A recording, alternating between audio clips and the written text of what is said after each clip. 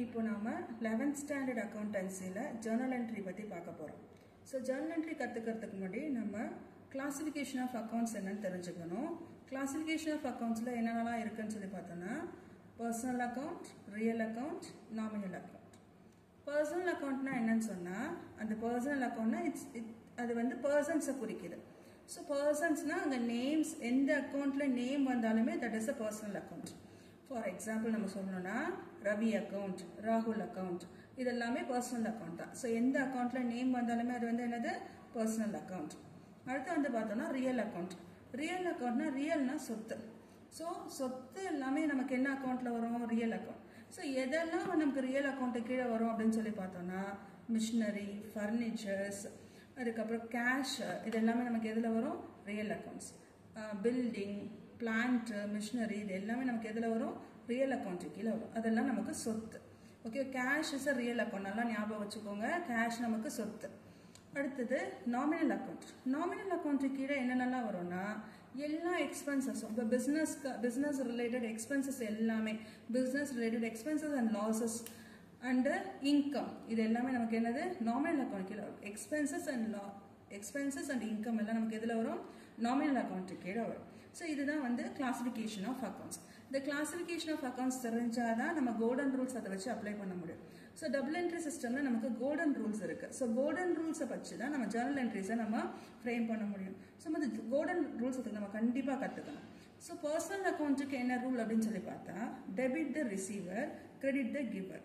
பர்சனல்னாலே ஒன்று ரிசீவராக இருக்க போகிறோம், இல்லை கிவராக இருக்க போகிறோம். ஸோ இங்கே என்ன ரூல் சொல்லி பார்த்தோம்னா டெபிட் த ரிசீவர். ரிசீவராக இருந்தால் அவனை டெபிட்ல எழுதணும், கிவராக இருந்தால் அவனை கிரெடிட்ல எழுதணும் பர்சனல் அக்கௌண்ட்டுக்கு.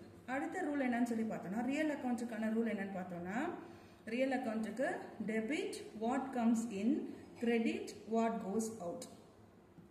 Debit what comes in real அக்கௌண்ட்னா அது வந்து என்னது நமக்கு ஒரு சொத்து. ஸோ சொத்து வாங்குறோம் அப்படின்னு சொல்லும்பொழுது இட்ஸ் கம் இன், அப்போ அது நம்ம எதில் எழுதணும்? டெபிட்ல எழுதணும். ஒரு சொத்தை விற்கிறோம் அப்படின்னு சொல்லும்பொழுது இட் கோஸ் அவுட், அப்போ நம்ம அது எதில் எழுதுறோம்? கிரெடிட்ல எழுத போகிறோம். புரிஞ்சுதா? So debit what comes in, credit what goes out, இதுதான் ரூல் ஃபார் ரியல் அக்கௌண்ட். அடுத்து என்னன்னு பார்த்தோம்னா நாமினல் அக்கௌண்ட். நாமினல் அக்கௌண்ட்ல debit all expenses and losses. So எக்ஸ்பென்சஸாக இருந்தாலோ லாசஸாக இருந்தாலோ அது டெபிட்ல வரும். Credit all income and gains. இன்கமாக இருந்தால் அதை நம்ம எதில் எழுதுவோம்? கிரெடிட்ல எழுதுவோம்.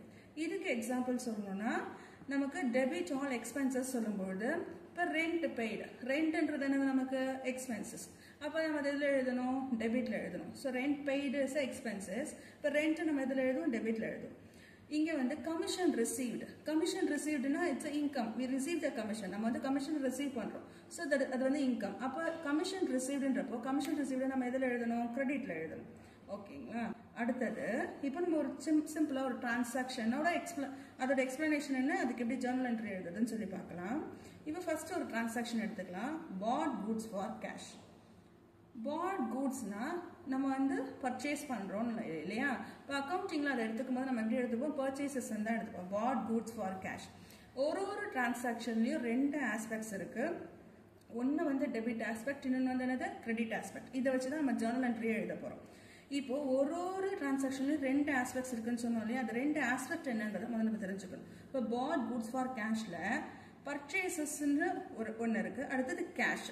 இதுதான் இந்த ரெண்டு ஆஸ்பெக்ட். இப்ப பர்ச்சேசஸ் வந்து எந்த அக்கௌண்ட் கீழே வரும்னு முதல் பார்க்கணும். பர்ச்சேஸ் எக்ஸ்பென்சஸ் இல்லையா? அப்ப அது என்ன அக்கௌண்ட்? Nominal account. பர்ச்சேஸ் பண்ணும்போது நம்ம எக்ஸ்பென்சஸ் பண்றோம் இல்லையா? அப்ப பர்ச்சேசஸ் எதுல வரும்? நாமினல் அக்கௌண்ட் கீழே வரும்.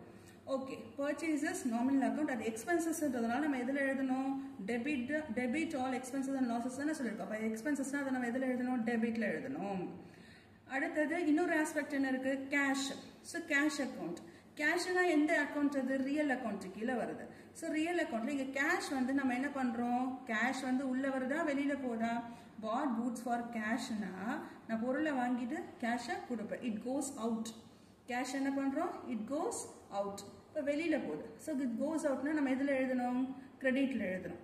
அப்போ எந்த என்ட்ரியை எப்படி எழுதணுன்றதுக்கான எக்ஸ்பிளனேஷன் தான் இது. பர்ச்சேசஸ் அக்கௌண்ட் இருக்கு, கேஷ் அக்கௌண்ட் இருக்கு. இதுல இந்த டிரான்சாக்ஷன்ல பர்ச்சேசஸ் அக்கௌண்ட் இருக்கு, கேஷ் அக்கௌண்ட் இருக்கு. பர்ச்சேசஸ்ன்றது நமக்கு எக்ஸ்பென்சஸ், அதனால டெபிட். கேஷ் அக்கௌண்ட்டை பொறுத்த வரைக்கும் அதை நம்ம இங்கே ரிசீவ் பண்ணுறோமா பே பண்ணுறோமான்னு பார்க்கணும். ரிசீவ் பண்ணுறோன்னா டெபிட்ல எழுதணும், பே பண்ணுறோன்னா கிரெடிட்ல எழுதணும். ஸோ இங்கே நம்ம கேஷ் என்ன பண்ணுறோம், பே பண்ணுறோம், இட் கோஸ் அவுட். ஸோ அதனால கிரெடிட். ஓகே, இப்போ இதுக்கான ஜர்னல் என்ட்ரி என்னன்னு பார்க்கலாம். இதுக்கான ஜர்னல் என்ட்ரி எழுதும்போது purchases account debtor to cash account. ஏன்னா ஒரு ஜர்னல் என்ட்ரின்ற எழுதும்போது ஃபர்ஸ்ட் டெபிட் ஐட்டம், அப்புறம் தான் கிரெடிட், அதுக்கப்புறம் அது கீழே நரேஷன் அண்ட் அமௌண்ட். இதுதான் ஒரு ஜர்னல் என்ட்ரி.